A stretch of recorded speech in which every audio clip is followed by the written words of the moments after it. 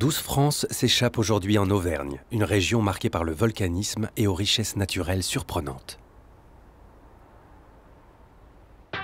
Dans l'Allier, la plus belle chênaie d'Europe est désormais sous la responsabilité de Timothée. En Combrailles, le bouddhisme rassemble de nombreux adeptes, comme Lama Drupgu. À Volvic, la pierre de lave devient sculpture sous les doigts inspirés de Thierry. Au pied des monts du Forêt, l'abeille se sent bien, et c'est un peu grâce à Alain. Dans les anciens cratères des monts Dôme, balade volcanique avec Marc. À Retournac, en Haute-Loire, la dentelle a ses passionnés, comme Catherine. Dans les gorges de l'Allier, Patrick se mouille depuis 10 ans pour sauver le saumon auvergnat. Coup de vent sur le plateau d'Ally, où moulins et éoliennes côtoient les chars à voile de Sébastien. À Salers, dans le Cantal, on en fera un fromage avec Georges et Dominique. Au château d'Anjony, les murs racontent l'histoire de la famille de Robert. Enfin, à côté d'Aurillac, Christian vole avec les oies qui l'ont adopté.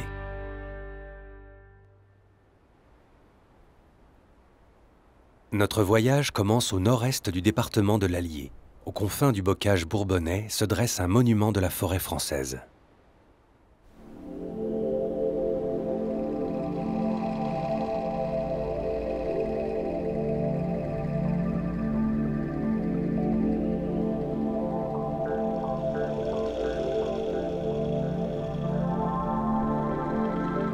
La forêt domaniale de Troncey est l'une des plus grandes et des plus anciennes chênaies d'Europe.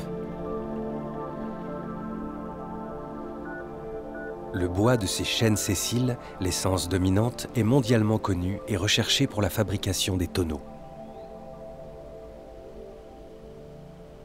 Qui dit domanial dit forêt du domaine public. C'est donc l'État, en l'occurrence l'Office national des forêts, qui gère ce bijou de famille. Un mastodonte de 10 000 hectares que va gérer Timothée, un jeune ingénieur fraîchement émoulu, un peu ébloui par une forêt aussi prestigieuse,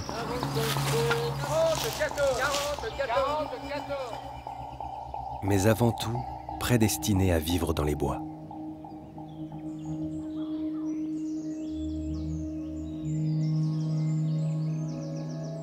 Depuis que je suis petit, en fait, je suis allé dans des petits bois familiaux pour aller y travailler et récolter un peu de bois de feu. Et c'est ça qui m'a donné le goût de devenir forestier aujourd'hui. Pour seconder Timothée, une équipe de 8 agents patrimoniaux, comme Isabelle, expérimentés et aguerris aux travaux forestiers. Donc on a réalisé un relevé de couvert il y a 5 ans avec un prélèvement d'environ 1000 m3. Un ensemencement il y a 4 ans avec un prélèvement de 1660 m3. Parmi les tâches de Timothée, il y a la supervision du martelage.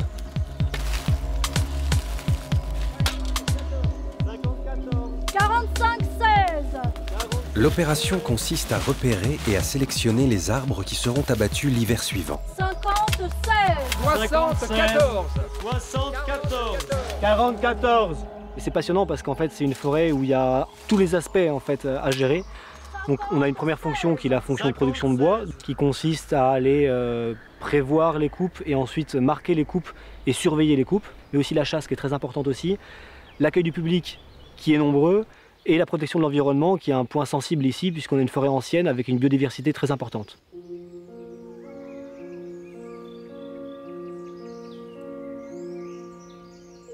Et ici, là, on voit, on a une belle brosse de semis. Ouais. Ils ont quoi comme avenir, là, tous les petits chênes qui sont là? Ils ont un avenir assez limité parce que bon, là, ils sont à l'ombre.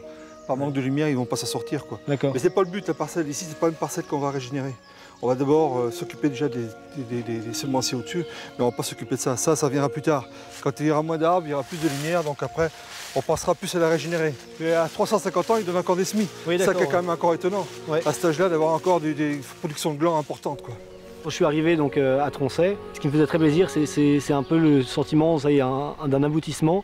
Ça y est, je suis enfin arrivé là où je voulais arriver, c'est-à-dire dans une forêt que j'aurai à suivre pendant plusieurs années. Et avec ce soulagement de enfin pouvoir être stable quelque part. Donc ça, c'est la Futée Golbert. Ouais. Là, on est dans la partie la plus vieille de la forêt. L'échelle, ils ont entre 350 et 400, quoi, 370 en moyenne. Donc c'est cette partie-là qui est réservée, qui est en réserve biologique maintenant. C'est-à-dire qu'on ne fait plus d'abattage classique. On enlève que les arbres qui risquent de poser un problème pour les gens qui viennent se promener. D'accord. Et on garde des arbres surtout pour tout ce qui est écologique maintenant. Et c'est quoi l'intérêt écologique donc, de cette parcelle ? Dans ces vieux arbres, on a des insectes qu'on ne trouve pas ailleurs. Et les oiseaux qui sont avec, quoi.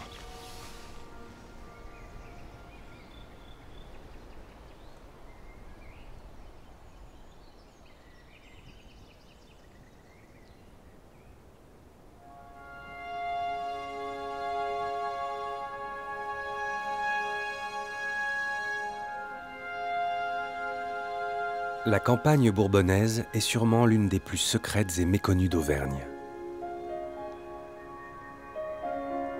Et pourtant, son bocage vallonné est un ravissement de haies et de prairies bucoliques.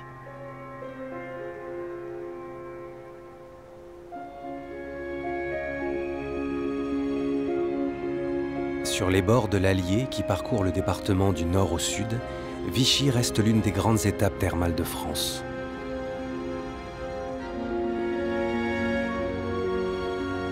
Du règne de l'empereur Napoléon III, dont elle était l'une des villégiatures favorites, Vichy a hérité un riche patrimoine thermal et architectural.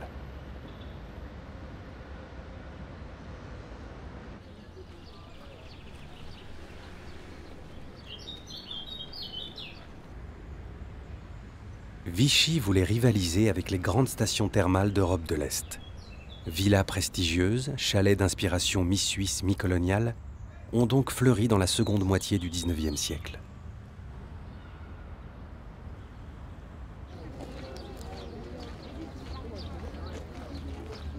Non loin des anciens thermes des Dômes, d'inspiration mauresque, le parc des Sources est le cœur de l'activité thermale.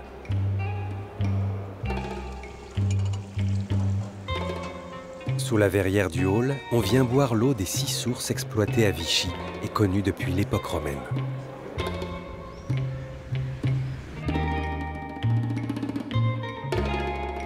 Inaugurée en 1901, l'Opéra resta longtemps la plus grande salle de spectacle de France, en dehors de Paris. Sous l'exceptionnel décor Art Nouveau, Richard Strauss lui-même y dirigea Salomé en 1935.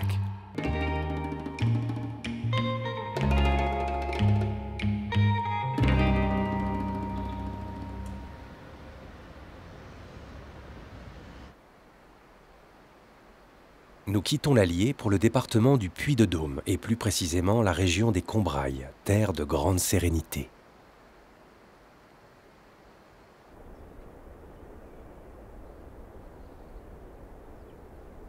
Dans le vert dominant des pâturages, des couleurs inattendues. Le temple du Karmapa, au Bost, rayonne sur le plus grand centre de retraite bouddhiste en Europe. Ce centre abrite une communauté de pratiquants répartis en 2 ermitages monastiques.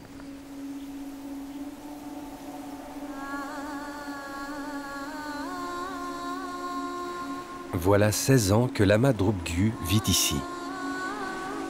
J'avais déjà rencontré le bouddhisme en allant à Dakpo en Dordogne. Et j'avais rencontré donc Lama Gendun Rinpoché, qui est le maître qui a fondé ce centre ici et qui m'a inspirée. Et je lui ai demandé à un moment donné comment on faisait pour devenir comme lui. Et il m'a dit qu'il faut faire beaucoup de retraites. Du coup, j'ai souhaité faire une retraite de 3 ans et je suis arrivée ici pour me préparer à la retraite de 3 ans.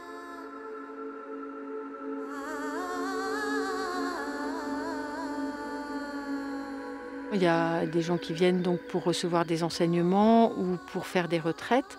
Donc il y a possibilité pour des laïcs de venir faire des retraites d'1 semaine, 15 jours, 1 mois, 1 an. On a même vu 2 ans, 3 ans.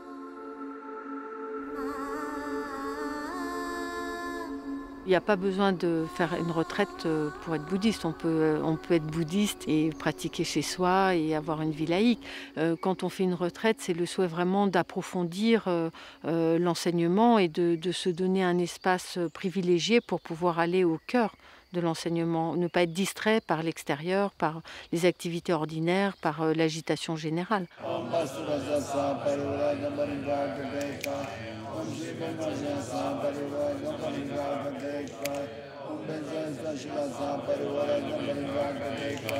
L'ornementation des temples et la préparation des offrandes qui y sont déposées sont au cœur de la vie des moines.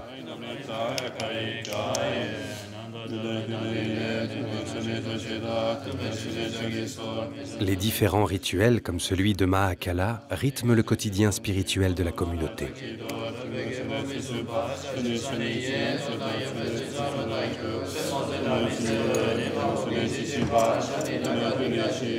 Comme souvent dans le bouddhisme, ces rituels associent la récitation de mantras à la musique traditionnelle tibétaine.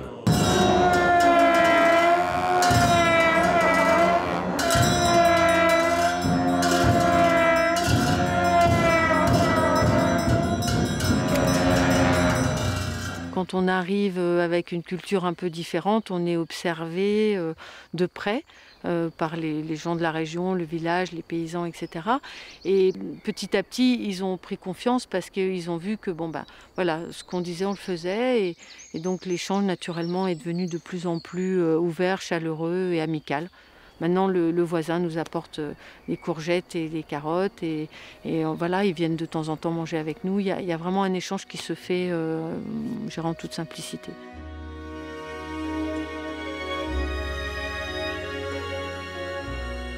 Entre chaque retraite de 3 ans, on fait une journée porte ouverte. Donc on reçoit dans ce jour-là, il y a peut-être 2 000 à 3 000 personnes qui viennent visiter les centres de retraite et les gens peuvent poser des questions. Du coup, les gens maintenant de la région, ils nous connaissent bien. C'est un lieu, je dirais, il est magique parce qu'il y a toutes les conditions rêvées pour pouvoir étudier et pratiquer ce qui m'intéresse et ce qui me passionne. Donc je peux dire que je n'ai pas trouvé d'endroit mieux qu'ici.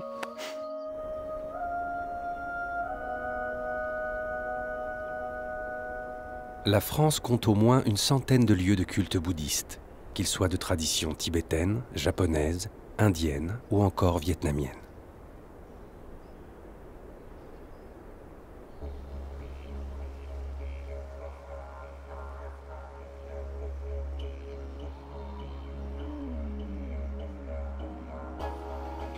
À l'entrée de la chaîne des monts Dôme, le puits de la Nugère est exploité en carrière depuis près de 2 siècles.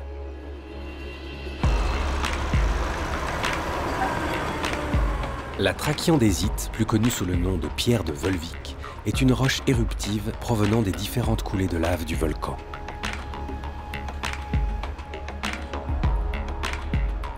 Ses qualités en font un excellent matériau de construction.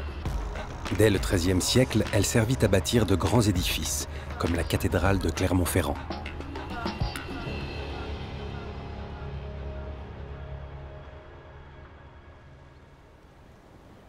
Aujourd'hui, en contrebas du cratère, sont installés ceux qui transforment et sculptent la lave, comme Thierry. Je suis un tailleur de pierre. Conformément, on pourrait appeler ça pierreux. C'est une entreprise familiale, donc mon père est toujours en activité avec moi. Et mon grand-père était aussi tailleur de pierre, sculpteur. Mon arrière-grand-père, probablement carrier, et ainsi de suite, de génération en génération. On est au pied du puits de la Nugère, on est pile poil évidemment dans la coulée, donc qui fait que c'était tout béni du départ de s'orienter et de s'installer au sein des carrières et au sein de la pierre.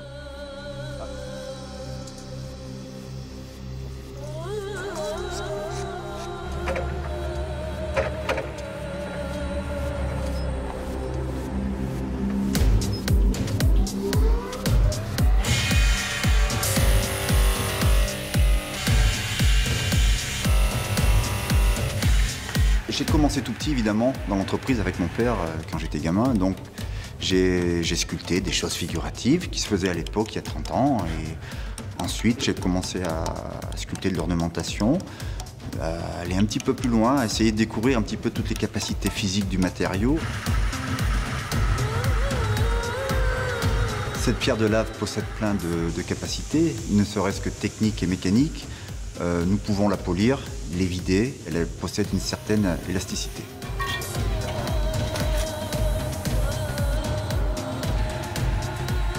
L'activité est scindée en deux parties. Nous avons la partie artisanale de l'entreprise qui est sujet à fabriquer tout ce qui est monuments funéraires, revêtements de sol, tables. Et ensuite, nous avons une deuxième partie qui est plutôt la partie sculpturale, où j'interviens, où on sculpte des petites sculptures jusqu'à des sculptures monumentales.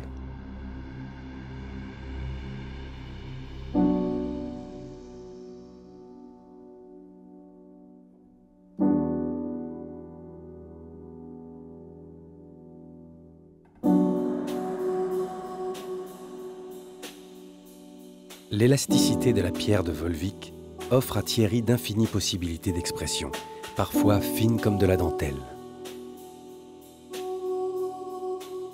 J'interpréterai aucun discours intellectuel à travers ma sculpture. C'est un travail du quotidien, c'est le travail de l'entreprise qui m'amène justement tout ce pouvoir créatif qui fait que parfois des lumières, des superpositions de tombales, de choses du courant du quotidien font que mon imagination ensuite palpe, pompe ces lumières, ces idées, et voilà le résultat.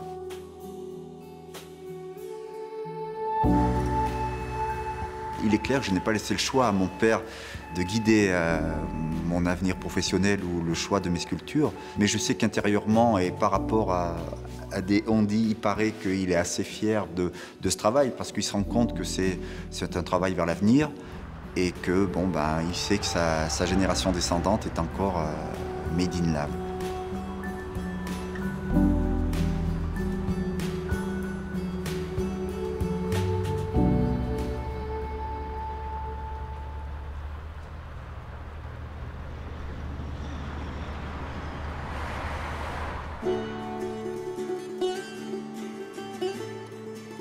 Du plateau de Gergovie aux anciens châteaux perchés, le Puy de Dôme révèle toutes sortes de facettes. Sur la route du Forêt, dans l'est du département, le paysage prend parfois des airs de Toscane.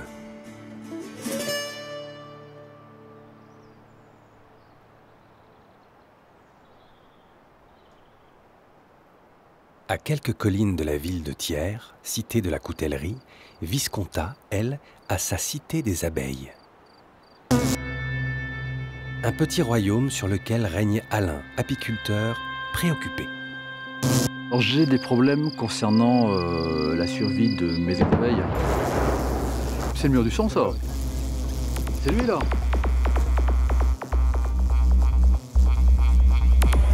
Par rapport à la pollinisation, les abeilles sont très importantes. Depuis une dizaine d'années, c'est de plus en plus compliqué en fait, de maintenir un certain nombre de ruches. Parce qu'il y a de plus en plus de mortalité en fait. Et certaines années, c'est même relativement catastrophique.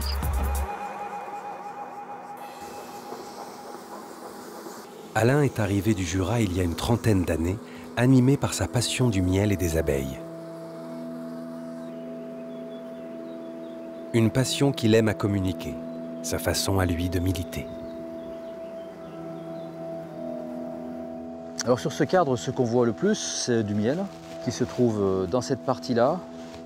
On en a aussi dans cette partie, mais la différence c'est qu'ici il est mûr.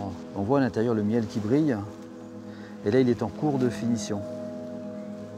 Dès l'instant où elles sont quelque part, les abeilles instinctivement vont aller butiner sur les fleurs qui se trouvent dans leur environnement. On peut dire qu'une abeille va voler globalement 3 km autour du lieu où elle vit, autour de sa ruche. Et en fonction de ça, l'abeille, elle travaillera dans le but d'amasser le plus possible. Par contre, les abeilles n'ont pas compris les notions de quantité. Donc elles amassent, y compris à la limite si ça déborde. Et c'est à ce moment-là que l'apiculteur lui va pouvoir prendre sa part. Mais cela n'aura pas pénalisé les abeilles, car dans tous les cas, elles auraient travaillé au maximum.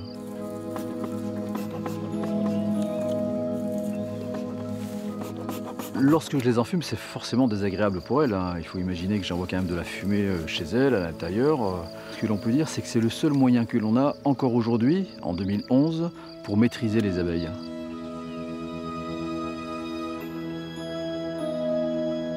Il y a 2 abeilles en train de naître. Une ici, et même une troisième ici. Et des fois, je m'amuse à accélérer leur naissance. Je fais office de sage-femme pour abeilles.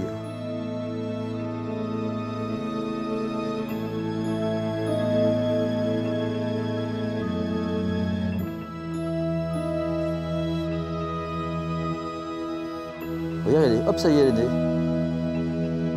Elle est sortie.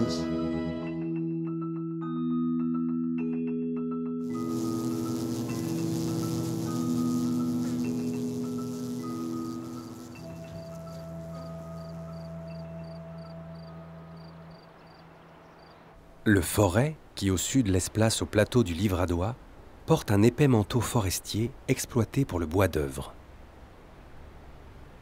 Ce bois a alimenté et fait la renommée de l'industrie papetière locale, aujourd'hui en fort déclin.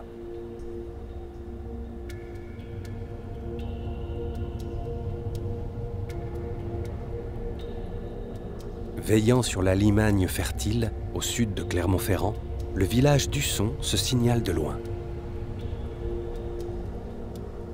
Vestige d'une ancienne cheminée volcanique, son piton, ou nec, porte aujourd'hui une colossale statue de la Vierge dédiée aux aviateurs.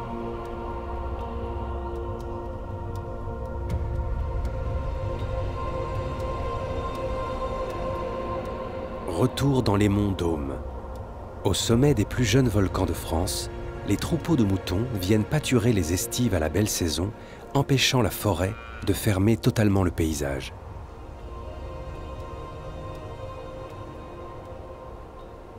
En effet, celle-ci tend à recouvrir les différents reliefs volcaniques, pourtant si variés dans la chaîne des puits.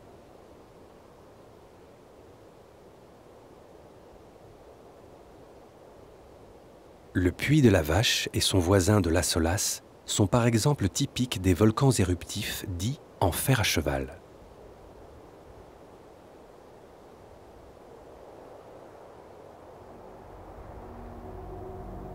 Pour découvrir les secrets des monts Dôme, rien de tel qu'une balade géologique avec Marc. Je ne suis pas un scientifique. Je me définis un petit peu de cette façon, en interface entre le langage scientifique qui n'est pas toujours très accessible et le grand public. Voilà, j'essaye de faire la connexion entre les deux.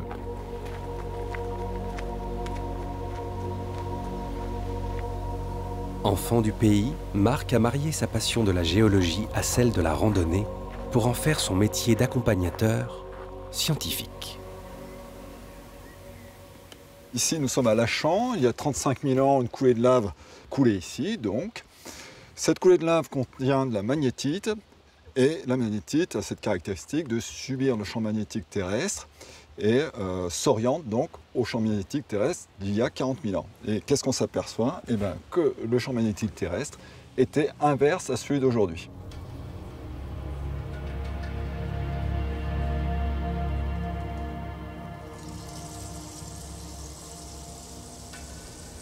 Nous sommes au pied du puits de la Vache et nous sommes donc dans l'emplacement d'une ancienne carrière qui a été active dans les années 50 à ciel ouvert pour exploiter ce qu'on appelle la pouzzolane, qui sont en fait des scories volcaniques et les gros blocs, les belles bombes volcaniques ont été délaissés simplement pendant l'exploitation.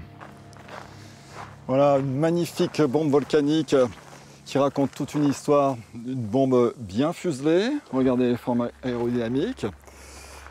On devine que cette partie ronde était le bas de la bombe lorsqu'elle retombait, et cette partie en pointe, fuselée, était le sommet. Donc c'est caractéristique des bombes qu'on appelle en yo-yo, qui retombent bien verticalement dans la bouche du volcan, qui remettent une couche et qui repartent. Et à chaque fois, elles grossissent.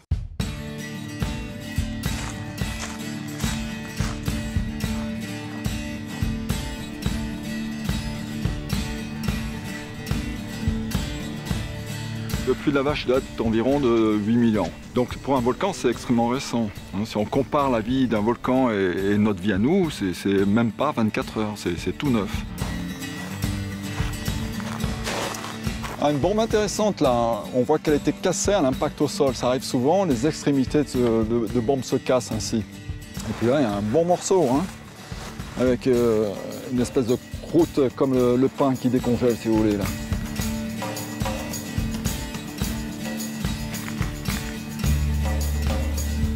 vivre sans les volcans de la chaîne des Puys ne me paraissait pas possible. Voilà, j'ai beaucoup fait de choses ici, je connais parfaitement bien cette chaîne des Puys. Bien sûr, j'ai marché à pied, j'ai survolé en delta, en parapente, en VTT, en vélo. Et je ne peux pas vivre sans ces paysages-là.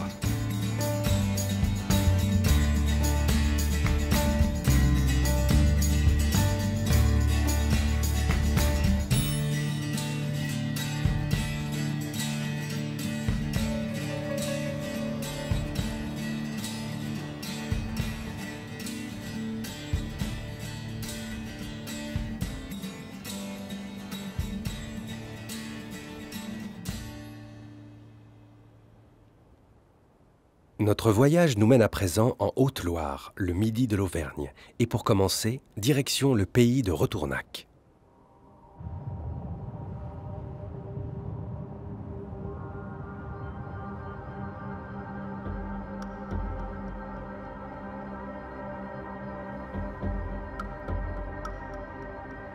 À une encablure des gorges de la Loire, le ravin de Corbeuf est un petit bijou de géologie.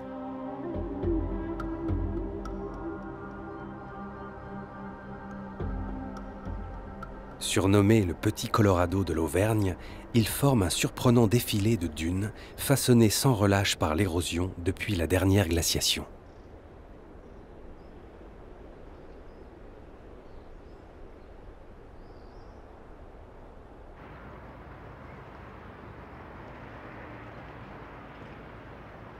La ville de Retournac est l'héritière d'un savoir-faire tout à fait typique du Velay, la dentelle du Puy, apparue en Haute-Loire aux alentours du XVe siècle.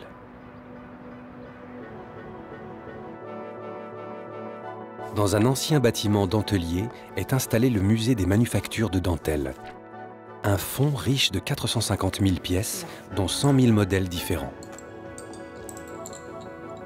Catherine est dentelière. Elle parcourt ses précieuses archives dans un but bien précis. Faire revivre le musée. Faire vivre ces modèles qui sont dans ces registres que personne n'aura peut-être la chance d'ouvrir. Donc en sélectionnant certains modèles et en essayant de les réaliser à nouveau, ça leur donne une vie, ça permet de traverser l'histoire. On peut considérer la dentelière comme une artiste, oui. Avant de trouver un but à sa dentelle, c'est déjà le plaisir de la réaliser. Parce que c'est un petit côté amusant quand même de faire de la dentelle.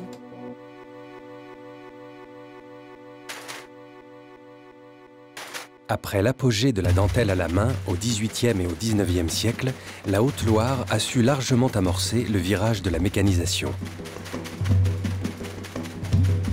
En témoignent ces métiers à tresser, datant pour la plupart des années 20 ou 30, et qui sont toujours ceux utilisés dans les entreprises de la région.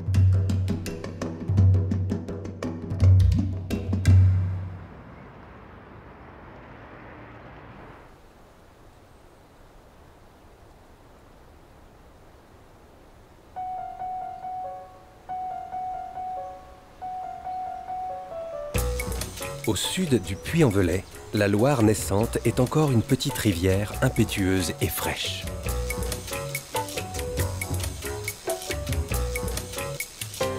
Au pied de l'ancienne forteresse d'Arlande, dans un site somptueux, Steve fait toujours mouche. On part doucement, on accélère et on s'arrête. On bloque derrière, on bloque devant, voilà. C'est ça, super, on y est là. On part doucement, on accélère et on s'arrête. Et on relance.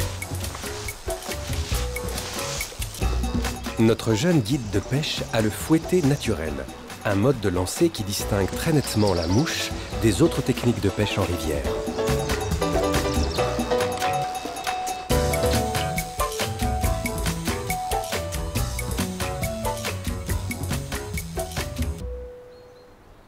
De l'autre côté du plateau du Devès, les gorges du Haut-Allier n'ont rien à envier à celles de la Loire.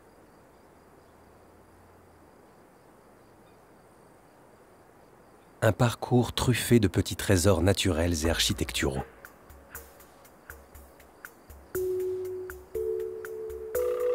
Des orgues basaltiques, étonnante formation géologique verticale.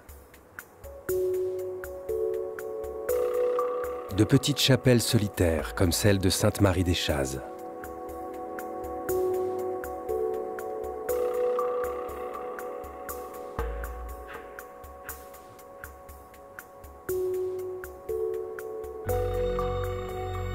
En aval, Saint-Arcon d'Allier abrite un hôtel éclaté. Les chambres se situent dans différentes maisons restaurées du village qui a ainsi retrouvé son lustre d'antan.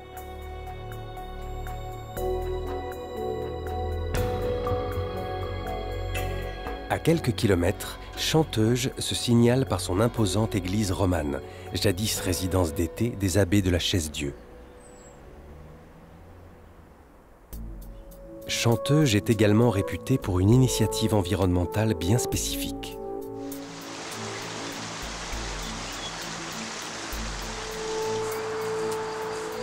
Depuis 10 ans, Patrick se bat pour sauver le saumon de souche allié afin que le poisson recolonise le bassin versant du fleuve. Le saumon est un poisson qui a la particularité de naître en eau douce et de grandir en mer. C'est-à-dire qu'il va migrer vers des zones de grossissement que l'on découvre maintenant très proches du Spitzberg, dans la mer de Norvège, mais aussi proche du Groenland. Il va y passer 2 ou 3 années et revenir vers sa rivière d'origine. C'est l'image que l'on a des saumons qui remontent les cours d'eau pour frayer ici dans l'Hôtelier. C'est-à-dire qu'on est au cœur des zones naturelles de reproduction du saumon. La disparition du saumon a démarré à partir du moment où on a construit des obstacles, limité sa zone de répartition, limité ses possibilités d'accéder sur les zones de reproduction. Et puis malheureusement aussi, c'est lié à la dégradation de la qualité de l'eau et aux nombreuses pollutions qu'on peut rencontrer sur l'ensemble de cet axe. Et c'est là où le conservatoire intervient pour soutenir et maintenir cette population en état.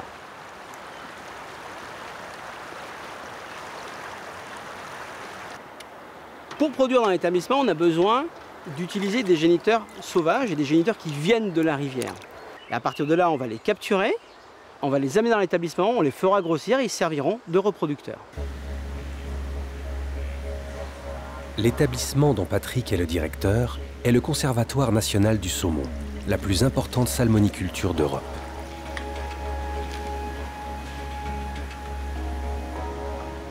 « 8000 m² d'installation de pointe qui respectent des conditions d'élevage spécifiques et assurent ainsi une production de grande qualité. » Le principe du conservatoire, c'est de contribuer à la conservation du saumon en repeuplant, c'est-à-dire en remettant dans le milieu naturel des jeunes sujets à différents stades. Des œufs, des alevins ou des poissons plus grands qui sont prêts à partir directement en mer.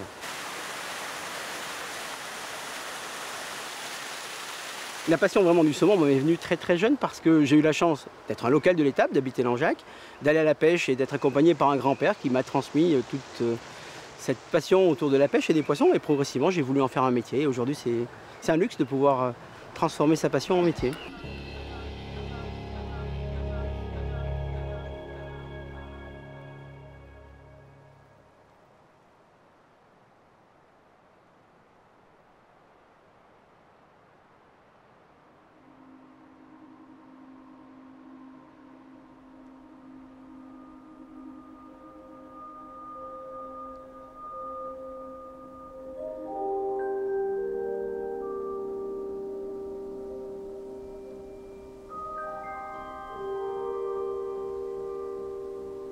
Le village de Lavouchiac s'inscrit dans un site tout à fait exceptionnel de la vallée de l'Allier.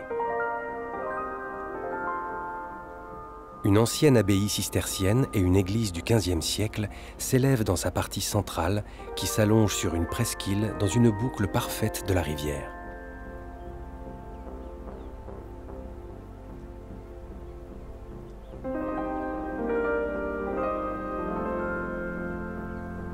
Les maisons dominant l'eau y sont très hautes, seul moyen d'échapper aux crues parfois très violentes.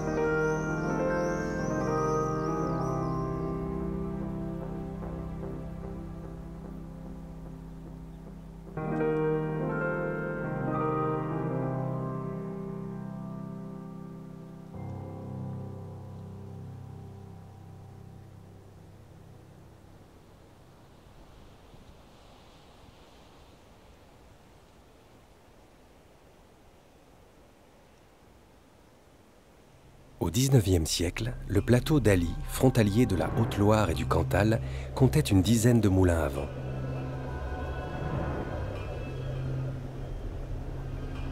Aujourd'hui, les éoliennes ont pris le relais, mais pas totalement.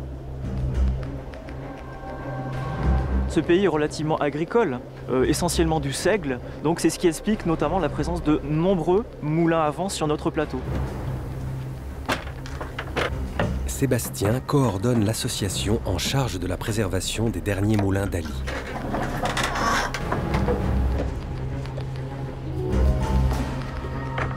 L'un d'eux a conservé intact son mécanisme et ses ailes.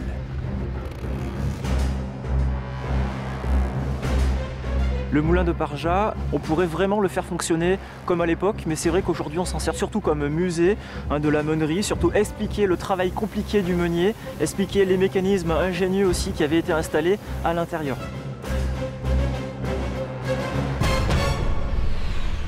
Sébastien sensibilise également le public aux bienfaits des énergies renouvelables.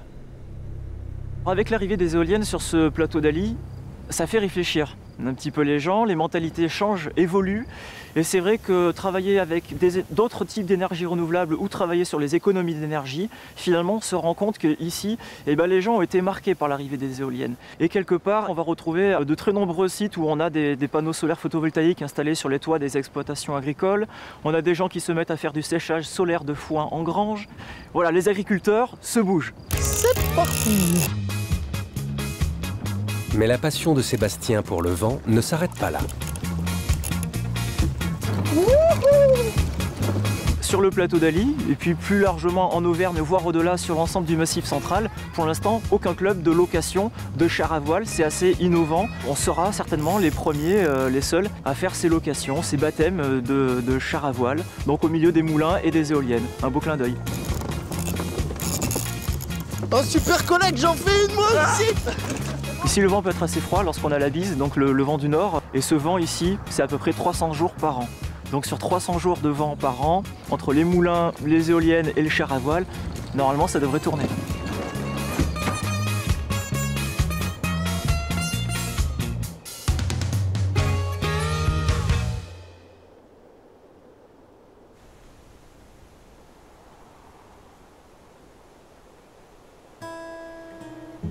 À quelques kilomètres au sud de Brioude, Lavaudieu possède le charme authentique des plus beaux villages de France, dont il fait partie. Lavaudieu s'est construit autour d'une abbaye romane, fondée au XIe siècle par le premier abbé de la Chaise-Dieu.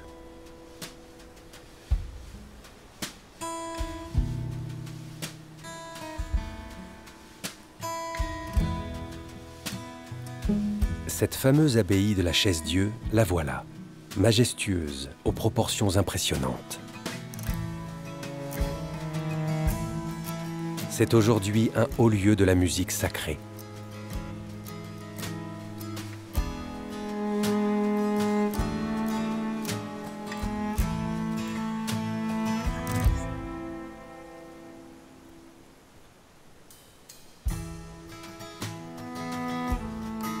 Dernière étape en Haute-Loire, à Blel, un petit morceau d'architecture médiévale préservé grâce à l'isolement de sa ravissante vallée.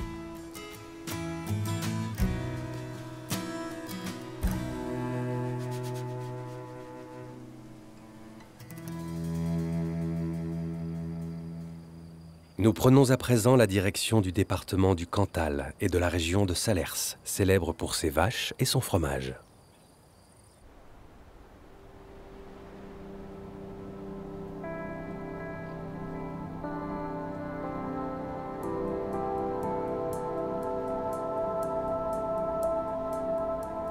Fièrement perchée sur son piton, la petite ville de Salers est certainement la plus jolie du Cantal. Autrefois siège d'une circonscription royale, elle en conserve un superbe ensemble d'hôtels particuliers et de maisons nobles de la Renaissance.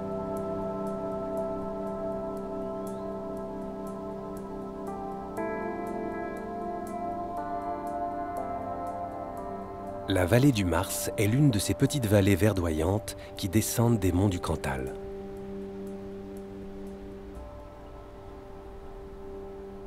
Ici, dans ce paysage d'un vert étourdissant que ne renierait pas l'Irlande, on fabrique le fameux fromage de Salers.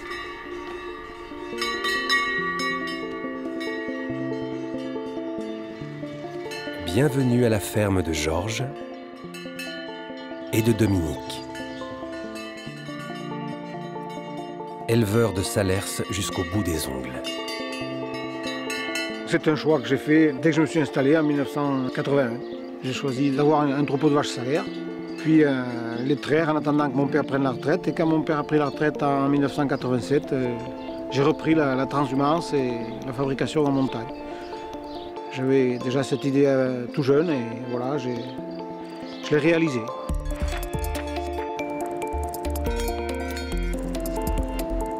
Entre la vallée et la montagne, où ils monteront dans quelques semaines avec leurs bêtes, Georges et Dominique sont les partisans d'un fromage de tradition.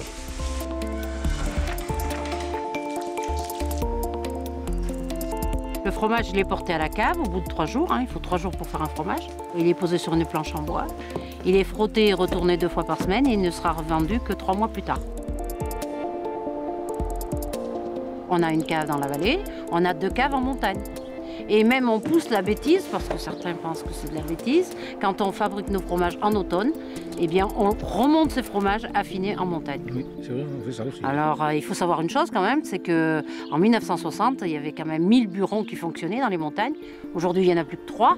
Et la cave fait le fromage. Moi, j'ose dire que la cave fait le fromage. Quelque part, oui.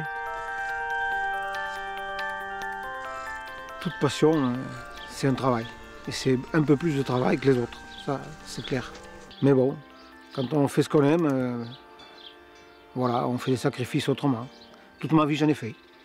J'ai eu droit qu'à l'apéro pour les fêtes et je revenais le soir pour le gâteau. Mais je chantais après.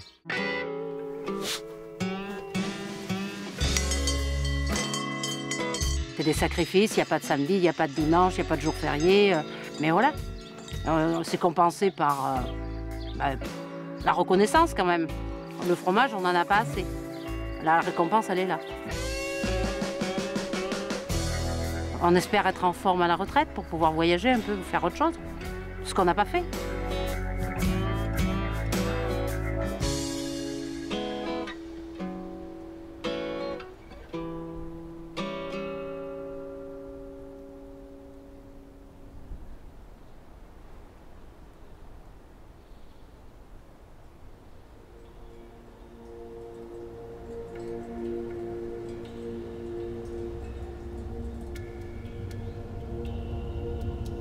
Au sud de Salers, dans ce qu'on appelle la Sainterie cantalienne, le petit bourg de Tournemire porte encore l'une des plus belles forteresses d'Auvergne. Le château d'Angeny, propriété de la même famille depuis 500 ans. C'est la mode de l'époque de construire des grosses tours rondes avec des grosses pierres. On se demande d'ailleurs combien de temps il a fallu pour construire une chose pareille. Sur un piton, ici en pleine Auvergne profonde, à l'époque, il faut imaginer des bois partout, des marais, des choses comme ça. Il n'y avait pas de belles prairies vertes comme maintenant. Donc c'était un peu différent. Robert, marquis de Léotoin d'Angeny, est l'actuel héritier de ce fier morceau d'histoire.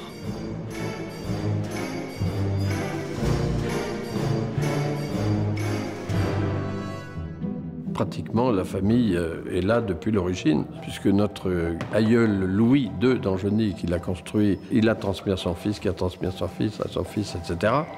Jusqu'à nos jours, on est resté ici, puis ça continue.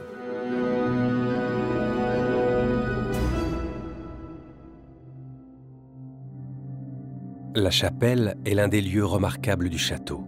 Elle possède un élément décoratif typiquement auvergnat.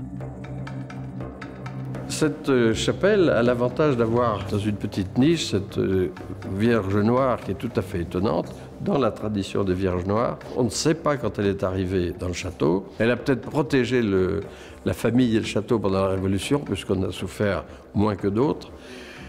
Mais elle est là.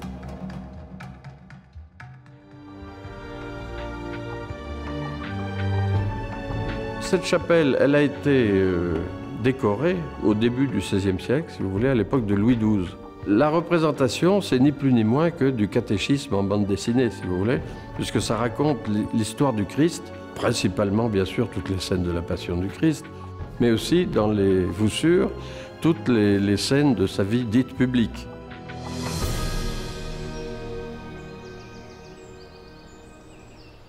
J'ai 2 filles. C'est une fille, sans doute, une de mes 2 filles, qui reprendra la suite avec son mari, je l'espère, et nous l'espérons tous. Après, c'est déjà trop loin pour y penser.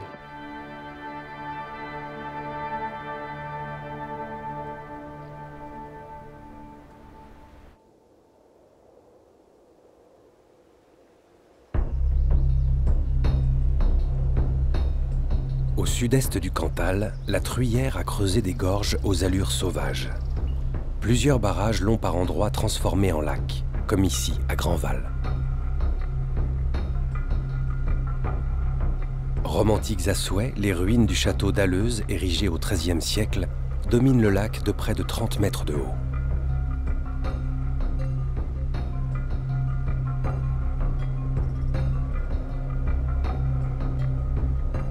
En aval du lac de Grandval, celui du barrage de l'Anneau prend parfois des allures de fjord scandinave où il fait bon se rafraîchir.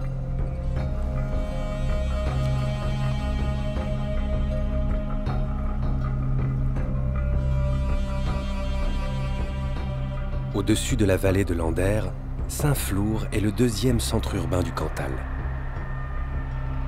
Son austère cathédrale de lave noire veille sur l'antique ville haute depuis le XVe siècle.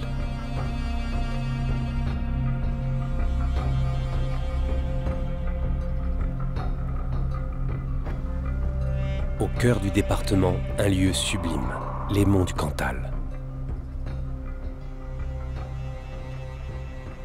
La plus grande étendue volcanique d'Europe, vieille de 13 millions d'années, où culminent une dizaine de sommets majestueux comme le Puy-Marie.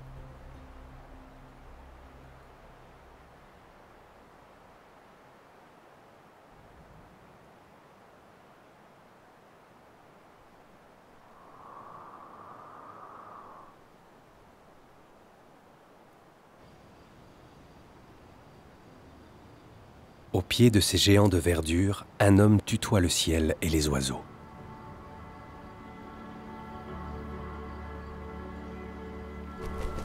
Quand j'étais très jeune, j'étais déjà passionné par les oiseaux. Mes parents m'ont initié à l'observation de la nature. On ne regardait pas la télévision, on observait la nature autour de chez nous. On était en pleine campagne et la passion est venue et elle m'est restée. On est au milieu de 25 hectares mis en réserve, il n'y a pas le droit de chasser. J'ai besoin de savoir qu'il y a surtout des oiseaux libres autour de chez moi. Je voyage avec eux quand je les vois partir en balade au-dessus de la vallée. Mais Christian ne fait pas que les suivre du regard. Il vole en ULM avec différentes espèces d'oiseaux migrateurs qu'il a en quelque sorte apprivoisés. Une activité pour le moins singulière, née d'un pari complètement fou. Je vole avec les oiseaux parce que je suis passionné par les oiseaux depuis toujours. Et j'ai eu l'idée, il y a déjà une quinzaine d'années, de réaliser des migrations avec une espèce en voie de disparition, l'oie naine, la plus petite espèce d'oie d'Europe. Ils nous suivraient en vol, ils allaient mémoriser un autre trajet et l'enseigner à leurs propres jeunes. On a fait cette première expédition en 99 et ça a été couronné de succès. Voilà, bravo, bravo, bravo.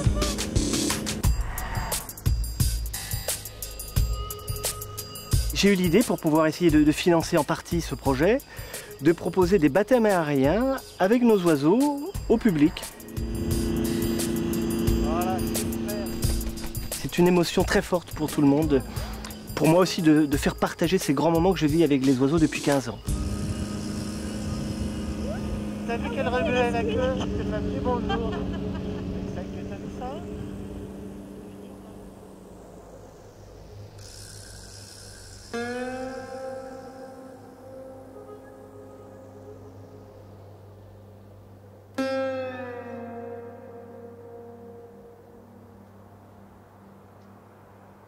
Christian propose désormais à ses clients de suivre ses vols avec les oiseaux depuis une montgolfière.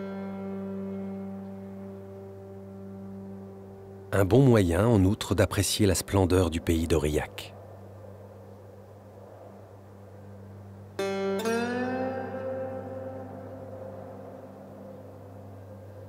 Les oiseaux qui volent avec moi ont besoin de voler toutes les semaines. On vole, on va se balader au-dessus du relief du Cantal, on se fait plaisir. C'est un groupe d'amis qui volent ensemble. Les oiseaux ne suivent pas l'ULM, ils suivent la personne qui les a élevés. Il y a des gens qui ont vécu ça avec moi, ils sont descendus de l'ULM, ils ont changé quelque part. Et ils me le disent à chaque fois. Christian, j'ai pas atterri moi encore. Hein. T'as pas atterri? Non. T'es toujours moi, je suis en l'air? hein. J'ai l'impression d'être privilégié pendant tous ces moments insolites.